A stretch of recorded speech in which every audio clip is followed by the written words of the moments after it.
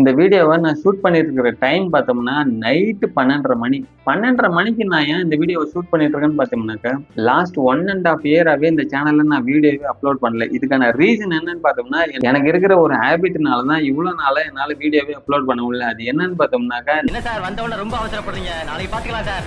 நாளைக்கு பார்த்துக்கலாம்னு தள்ளி போட்டு 1 1/2 வருஷம் கடந்து போச்சு.